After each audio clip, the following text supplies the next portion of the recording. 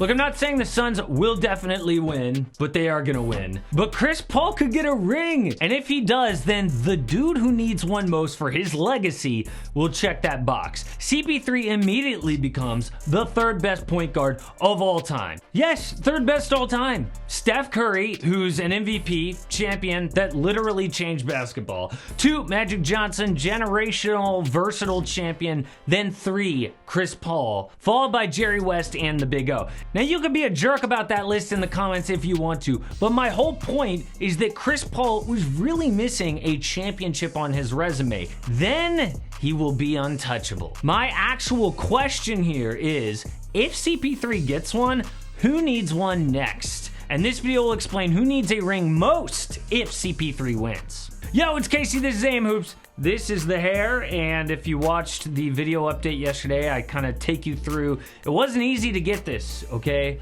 I went to several salons and barbershops, and they all turned me down, so I had to do it myself.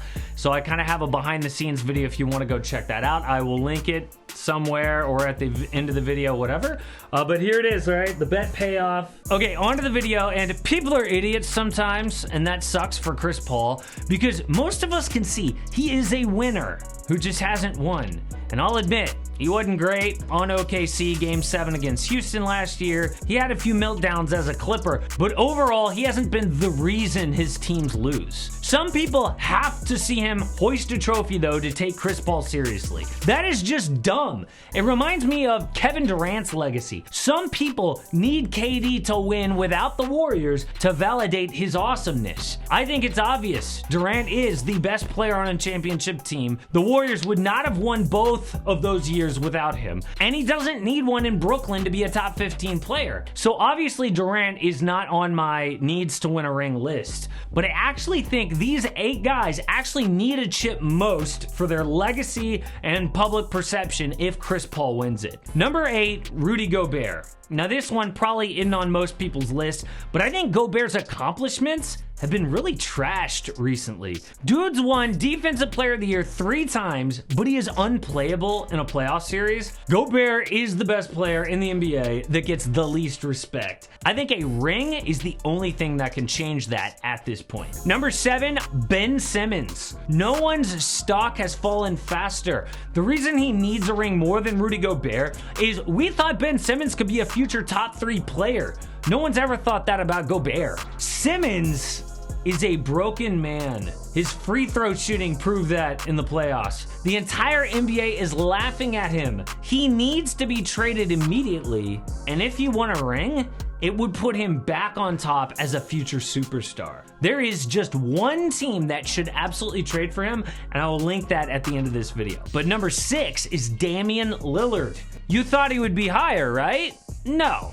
Dame gets a pass for losing like no superstar I've ever seen. No one blames Dame for not making the finals. We blame the Blazers franchise. Does Dame need a ring if he stays in Portland? No, he doesn't actually need one. We'll just blame the front office. He does need one, though, for his legacy after retirement.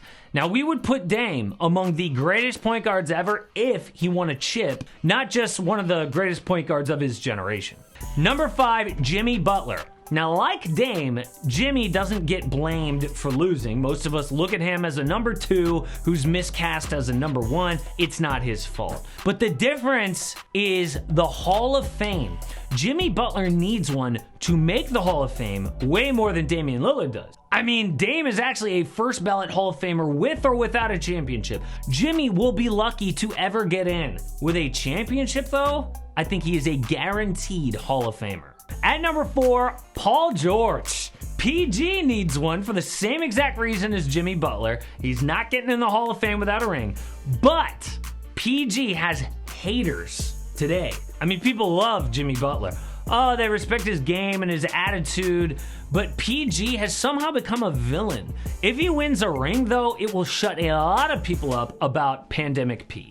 And it sucks that those people exist because PG proved several times he is good enough to win a championship as a number 2. But number 3 on our list is Giannis Antetokounmpo. Is he a Hall of Famer without a ring? Yes. But he will not have respect. The problem with Giannis is his reputation got so out of whack. I mean, when he was about to be a free agent, people acted like the team that gets Giannis is instantly gonna make the finals like he's LeBron James. Well, he's not that dominant guy because in the postseason, his game has obvious holes. But just like Rudy Gobert, Giannis has won regular season awards, 2 MVPs and 1 Defensive Player of the Year, and he needs a ring to legitimize that. I think on any list like this, the #1 type players have a bigger need to win a chip than any #2s. Giannis is a perfect example. #2 on this list, Russell Westbrook. No one's present day perception would be helped more with a ring. Can you imagine if he actually won a chip as the best or second best player? A million talking heads like me would have to apologize for a week straight. Russ went from one of the best players in the world to, oh, you can't even win with Russ in just a few years. It would be amazing for his legacy and his reputation if he completely flipped the script and won a ring in his final few years. Before I explain why several guys did not make this list, we gotta talk #1, and that is James Harden. And the reason he's #1 is a chip would impact all 3 major variables we've been talking about: legacy, present day reputation, and validating awards. The biggest thing here though is that legacy, because Harden could be a top 10 all-time player if he won a ring. Seriously, maybe a finals MVP too. Most people have Wilt Chamberlain as a top 5 all-time player because he was a statistical freak, but he only had 1 finals MVP and 2 chips. He is a perfect example of how championships validate all your other accomplishments. And right now, Harden is a guy who can win an MVP or maybe be the best pure scorer in NBA history, but it doesn't win in the postseason. A chip would literally change NBA history, and that's why he is #1, the guy who needs a ring most. But there are some notable guys I left off this list, and the first is Carmelo Anthony. The reason he's not here is that ship has sailed. I mean, there's no world where Melo's in #1 or #2 on a championship team. If he won in his Portland role, it wouldn't change how we saw him at all. The next guy, Steph Curry. People in the comments are gonna say he needs a finals MVP. Well, that's different than just needs to win a ring. I get that some people aren't gonna respect Steph because he always had elite help, but I don't think 1 more ring is gonna really change anything. Any other guys you don't see are probably too young. Joel Embiid has plenty of years left to win. I don't think his reputation needs a ring like his teammate Ben Simmons. Ben actually needs to win it all to fix his situation. And the way to a chip for Ben Simmons is in this video. It's about like the actual reason why he refuses to shoot, the real reason. It's not his handedness.